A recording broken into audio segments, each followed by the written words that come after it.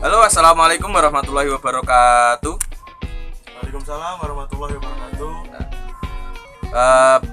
Baik teman-teman sekalian, apa kabar hari ini ya? Saya harap teman-teman mengikuti perkuliahan kali ini dalam keadaan yang sangat-sangat baik dan tentunya sehat walafiat ya.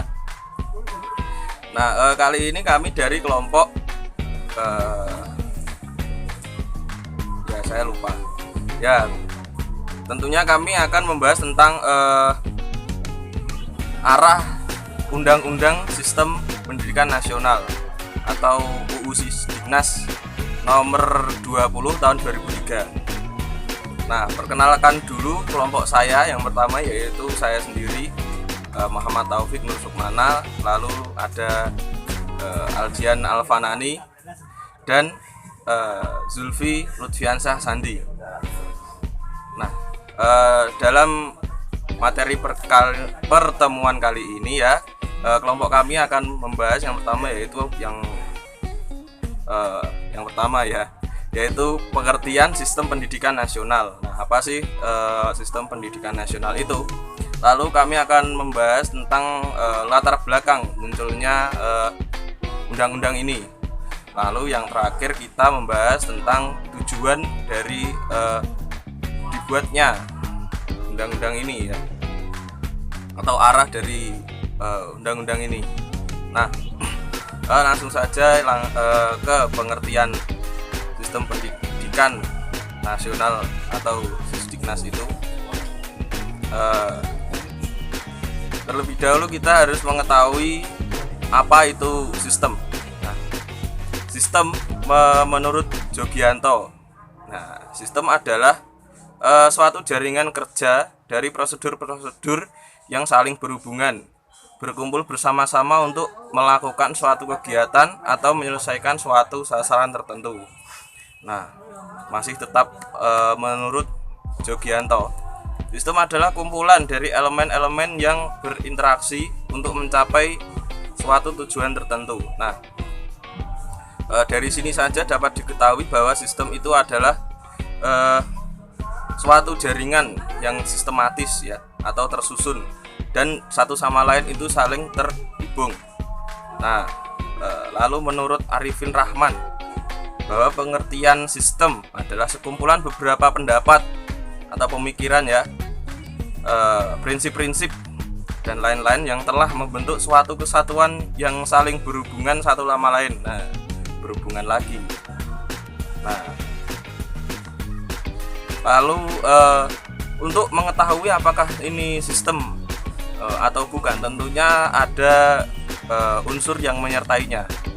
Nah, unsur-unsur tersebut yaitu adalah yang pertama adanya kumpulan objek, yang kedua adanya hubungan atau interaksi antara unsur-unsur atau elemen-elemen ya. Terdapat suatu yang mengikat unsur tersebut menjadi satu kesatuan. Yang keempat, berada dalam suatu lingkungan, suatu circle ya, yang utuh dan kompleks. Dan yang terakhir, terdapat tujuan bersama sebagai hasil. Nah, dari situ dapat disimpulkan bahwa sistem ini adalah suatu kumpulan antar prinsip, antar pemikiran, antar beberapa elemen, unsur-unsur yang bersatu, saling mempengaruhi, saling mempunyai interaksi ya, untuk mencapai satu tujuan seperti itu. Nah, lalu kita beranjak ke pendidikan.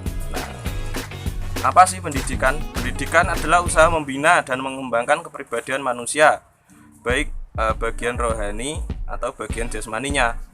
Nah, tapi ada juga beberapa hal yang mengartikan pendidikan itu adalah suatu proses perubahan sikap dan tingkah laku seorang atau kelompok dalam mendewasakan melalui pengajaran dan latihan. Nah, jadi pendidikan ini adalah suatu proses, suatu pengajaran yang mengajarkan kita untuk mendewasakan sikap seseorang ya, dari mulanya sikap itu kekanak-kanakan menjadi sikap yang lebih dewasa, yang lebih bijaksana. Nah, Lalu ada lagi menurut Profesor Haji Mahmud Yunus dan Martinus Jauh. Ini tulisannya Langevel, tapi saya tidak tahu bacanya ya. Ya, mengatakan pendidikan yaitu adalah suatu usaha yang dengan sengaja dipilih untuk mempengaruhi dan membantu anak dan bertujuan meningkatkan ilmu pengetahuan jasmani dan akhlak sehingga secara perlahan bisa mengantarkan anak kepada tujuan dan cita-citanya yang paling tinggi. Nah, berarti pendidikan ini selalu ada tujuan ya. Ini ya menurut Profesor Mahmud dan Martinus tadi, tujuannya adalah mengantarkan anak kepada cita-citanya yang paling tinggi. Nah, lalu ada lagi pendidikan ada sebuah program yang mengandung komponen tujuan proses belajar mengajar antara murid dan gurunya, sehingga akan meningkatkan sumber daya atau SDM yang lebih baik.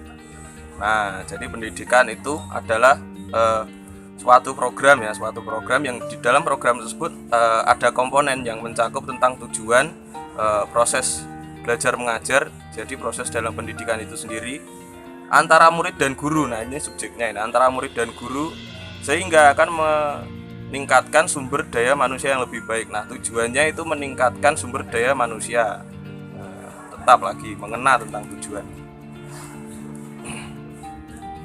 Nah, setelah mengetahui tentang sistem dan pendidikan itu tadi, nah kita beranjak ke Sisdiknasnya. Nah, apa sih Sisdiknas? Nah, Sisdiknas. Nah, Sisdiknas ini adalah keseluruhan komponen pendidikan yang saling terkait secara terpadu untuk mencapai tujuan pendidikan nasional.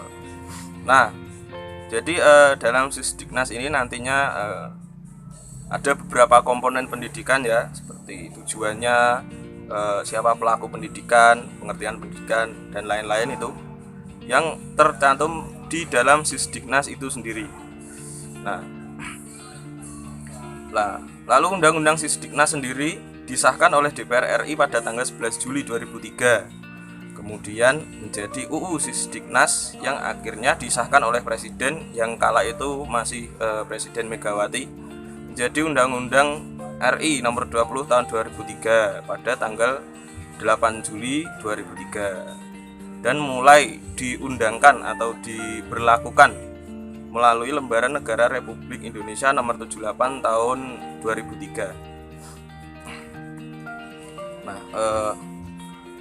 dalam pengertian yang saya sebutkan tadi di awal tentang Sisdiknas, pun itu pengertiannya sudah termaktub dalam Sisdiknas itu sendiri pada bab 1 pasal 1 ya. Nah, berangkat dari bunyi tersebut dapat diketahui bahwa pendidikan itu adalah sebagai sistem yang merupakan suatu totalitas struktur yang terdiri dari komponen yang saling terkait dan secara bersama menuju pada ketercapainya tujuan. Tetap tujuan ya. Memang pendidikan itu punya banyak tujuan, yaitu adalah mencerdaskan kehidupan bangsa. Nah, di dalam pendidikan sendiri ada komponen-komponen dalam pendidikan nasional ya, antara lain yaitu adalah lingkungan, sarana prasarana, sumber daya, dan masyarakat. Nah, komponen-komponen tersebut secara langsung bekerja sama, saling terkait dan saling mendukung untuk mencapai tujuan itu sendiri. Nah, kutipan di atas saya ambil dari kutipan dari Sutarno tahun 2004. Nah, di samping komponen-komponen tersebut, pendidikan pastinya juga memiliki aspek. Nah, apa sih aspek-aspek pendidikan itu? Nah, aspeknya ada 3, yaitu isi, proses, dan tujuan. Nah, implementasi dari aspek yang pertama yaitu isi adalah input atau siswa atau peserta didik, anak didik sebagai objeknya dalam pendidikan. Lalu ada proses. Nah, proses ini ibaratnya sebagai mesin mesin yang mencetak yang mencetak input maksud saya menjadi output yang diharapkan, yang sesuai harapan. Lalu ada tujuan. Nah, tujuan ini adalah hasil akhir dari pendidikan atau output yang sudah tercapai gitu. Nah, ada permasalahan lagi. Lalu perlu diketahui bahwa proses atau transformasi atau mesin itu tadi dalam bekerjanya itu dipengaruhi oleh beberapa faktor, banyak faktor ya. Salah satunya seperti fasilitas, waktu, lingkungan, sumber daya, pendidik dan sebagainya ya. Banyak tergantung tempat, tergantung lingkungan itu sendiri ya, di mana faktor-faktor tersebut berjalan atau mesin itu diaktifkan, digerakkan, tergantung pabriknya lah istilahnya kalau begitu. Nah, oleh karena itu berarti pendidikan harus menyesuaikan dengan lingkungan, karena lingkungan itu mengandung sejumlah kendala untuk bekerjanya sistem. Nah, berarti kalau pabrik itu juga tergantung dengan pekerjanya, tergantung dengan masyarakatnya seperti itu ya, tergantung sumber dayanya, tergantung apa istilahnya daya kerjanya seperti itu. Nah, dapat diketahui dengan demikian sistem pendidikan itu adalah seluruh komponen yang ada dalam pendidikan ya, seperti lingkungan, masyarakat, sumber daya. Tadi ada sarpras, ada dan lain-lain lah. Ada fasilitas, ada sarana prasarana, ada lingkungan, ada masyarakat juga, ada objek peserta didik dan lain-lain sebagainya yang dapat bekerja sama dalam mencapai tujuan pendidikan itu sendiri, pendidikan nasional khususnya ya, yang dalam implementasinya dapat dilihat dari aspek-aspek sistem, yaitu input, proses, dan output. Dan hasil akhir dari output dapat memberikan umpan balik terhadap input dan proses sehingga dapat diketahui hasil akhir tujuan pendidikan. Nah, saya rasa seperti itu dulu terkait dengan pengertian Sisdiknas ya. Lanjut ke materi yang selanjutnya, subbab yang selanjutnya akan disampaikan oleh teman saya Aldian Alfanani. Saya persilahkan. Oke teman-teman semuanya, di sini saya akan menjelaskan mengenai latar belakang munculnya Undang-Undang Nomor 20 Tahun 2003 mengenai Sisdiknas ya. Latar belakang munculnya Undang-Undang Nomor 20 Tahun 2003 tentang Sisdiknas adalah ditandai dengan amanat. Terdapat amanat Undang-Undang 1945 alinea keempat yang mana berbunyi mencerdaskan kehidupan bangsa yang berdasarkan kemerdekaan, perdamaian abadi, dan keadilan sosial. Jadi para pendiri bangsa telah menetapkan kebijakan arah pendidikan bangsa ini sejak ditetapkannya undang-undang yang terdahulu pada tahun 1945. Nah, pada tanggal itu pada tanggal 18 Agustus 1945 kebijakan ini dirumuskan oleh para pendiri bangsa yang mana terdapat pada amanat UUD 1945 alinea keempat tadi. Seperti itu. Saya di sini akan menjelaskan mengenai sejarah perjalanan Undang-Undang Nomor 20 Tahun 2003 mengenai Sistem Pendidikan Nasional. Pentingnya pengaturan sistem pendidikan nasional ini memang telah disadari oleh para pendiri bangsa dan negara kita. Sejak Republik Indonesia terbentuk, pemerintah memang telah berusaha memenuhi amanat konstitusi yang mana tercantum pada alinea keempat, mencerdaskan kehidupan bangsa, seperti itu. Nah, pada mulanya kemudian mengalami perkembangan dan mulai berjalan lagi ditandai dengan munculnya Undang-Undang Nomor 12 Tahun 1954. Nah, isinya ini tentang pernyataan berlakunya Undang-Undang Nomor 4 Tahun 1950 dari Republik Indonesia dahulu tentang dasar-dasar pendidikan dan pengajaran di sekolah untuk seluruh Indonesia. Di sini pemerintah memang telah berusaha memenuhi amanat konstitusi dengan memperluas kesempatan belajar, terutama pada jenjang pendidikan dasar ya. Nah, pentingnya pendidikan juga dapat dilihat dari penjelasan setiap undang-undang tentang pendidikan, terutama pada Undang-Undang Nomor 12 Tahun 1954 ini. Ini misalnya ini disebutkan isinya mengenai pentingnya pendidikan dan juga pengajaran yang dapat mempengaruhi di kemudian hari yang berdampak positif tentunya bagi negara kita. Kemudian Undang-Undang Nomor 22 Tahun 1961 yang mana berisikan tentang perguruan tinggi. Nah, yang selanjutnya diperbarui lagi, yaitu munculnya Undang-Undang Nomor 19 Tahun 1965 mengenai tentang pokok-pokok pendidikan nasional Pancasila. Kemudian diperbarui lagi dengan ditandai munculnya Undang-Undang Nomor 2 Tahun 1989, yaitu undang-undang ini mengenai tentang sistem pendidikan nasional, ditetapkan tanggal 27 Maret 1989. Nah, di depan sidang DPR RI, Menteri Pendidikan dan Kebudayaan Fuad Hasan menyatakan bahwa undang-undang belum dapat dianggap sebagai undang-undang yang dimaksud oleh bab 8 pasal 31 dan 21 Undang-Undang Dasar 1945. Di samping itu, undang-undang tersebut juga tidak lagi sesuai dengan kebutuhan dan perkembangan pendidikan nasional pada saat itu. Fuad Hasan menyebutkan bahwa perkembangan baru pada tahun itu adalah antara lain seperti pendidikan komputer, universitas terbuka, dan politeknik. Tentu saja juga tidak sesuai dengan pengembangan masyarakat Orde Baru. Setelah Undang-Undang Nomor 2 Tahun 1989 itu berjalan selama kurang lebih 10 tahun, dirasakan pentingnya diadakan perubahan, terutama sesudah Orde Baru diganti dengan Orde Reformasi tentunya, yang mempunyai semangat demokrasi, otonomi, dan kebebasan. Pada era ini, konstitusi mengalami amandemen sampai 4 kali antara tahun 1999 sampai 2002.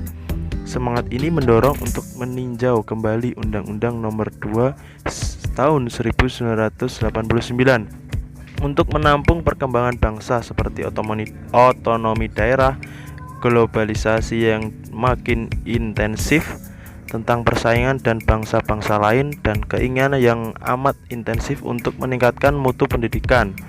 Semangat zaman inilah yang mewarnai lahirnya Undang-Undang Nomor 20 Tahun 2003 tentang Sistem Pendidikan Nasional.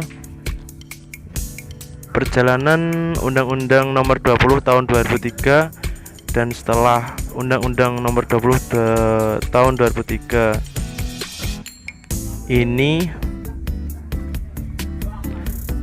diberlakukan pada 8 Juli 2003 dan pendidikan di Indonesia mengalami dinamika yang luar biasa. Nah, setelah kita mengetahui bagaimana sejarah dan latar belakang, sebenarnya bisa disimpulkan jadi tiap undang-undang itu dibuat karena untuk menjawab tantangan baru yang muncul dalam sejarah perkembangan kehidupan bangsa. Undang-undang itu adalah undang-undang yang pertama pada mulanya yang mengatur tentang pendidikan, sistem pendidikan, yaitu Undang-Undang Nomor 4 Tahun 1950, Undang-Undang Nomor 12 Tahun 1954, dan sampai pada titik yaitu Undang-Undang Nomor 20 Tahun 2003 tentang Sistem Pendidikan Nasional ini. Jadi seperti itulah latar belakang dan sejarah Undang-Undang Nomor 20 Tahun 2003 tentang Sistem Pendidikan Nasional di Indonesia. Yang selanjutnya akan dijelaskan oleh teman saya, Saudara Zulfi. Oke, setelah tadi dijelaskan oleh Mas Taufik dan Mas Aldi terkait pengertian dan latar belakang disahkannya UU nomor 20 tahun 2003. Selanjutnya saya akan membahas terkait visi dan misi dari pendidikan nasional. Oke. Terkait visi, yaitu visi dari pendidikan nasional adalah terwujudnya sistem pendidikan sebagai peranata sosial yang kuat dan berwibawa untuk memberdayakan semua warga negara Indonesia berkembang menjadi manusia yang berkualitas sehingga mampu dan proaktif menjawab tantangan zaman yang selalu berubah.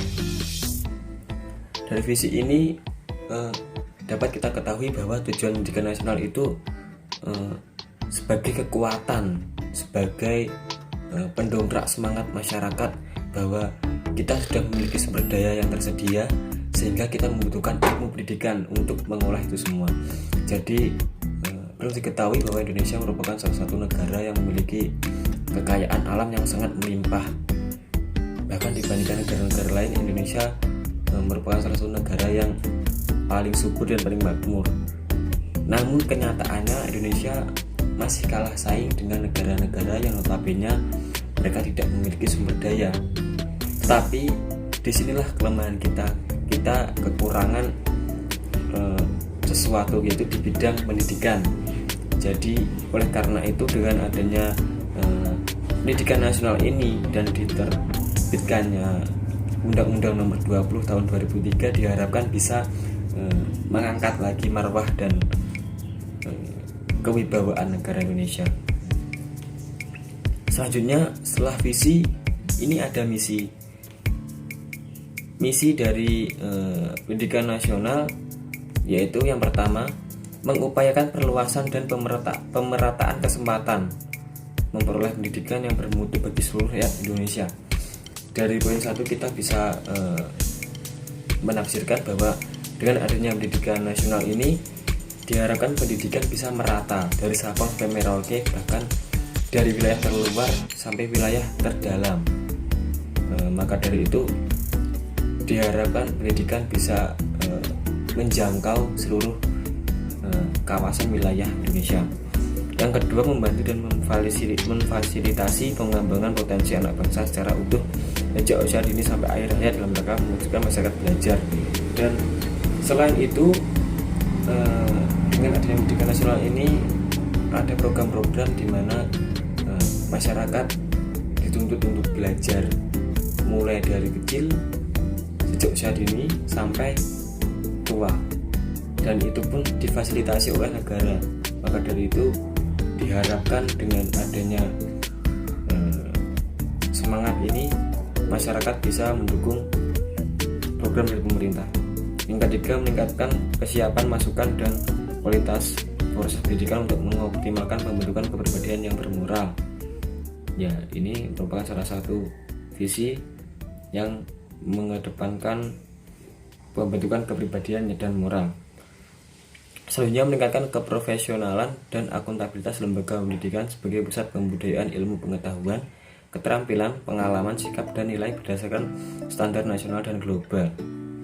Jadi, dengan adanya pendidikan nasional ini diharapkan terjadi kesetaraan antara masyarakat Indonesia dengan warga global, warga negara lain. Karena jauh ini dari beberapa aspek kita memang tertinggal dari negara lain, terutama di bidang pendidikan. Karena pendidikan ini adalah kunci sehingga kita tertinggal di berbagai aspek yang lainnya. Yang terakhir adalah memberdayakan peran serta masyarakat dalam penyelenggaraan pendidikan berdasarkan prinsip ekonomi dalam konteks negara kesatuan Republik Indonesia. Jadi di sini prinsip otonomi. Jadi di sini dengan adanya pendidikan diharapkan wilayah-wilayah bisa mengatur wilayahnya sendiri sehingga pusat lebih mudah melakukan pengontrolan dan pemeliharaan terhadap daerah seperti itu. Demikian dari kelompok kami. Apabila ada kurang dan lebihnya kami minta maaf. Wassalamualaikum warahmatullahi wabarakatuh.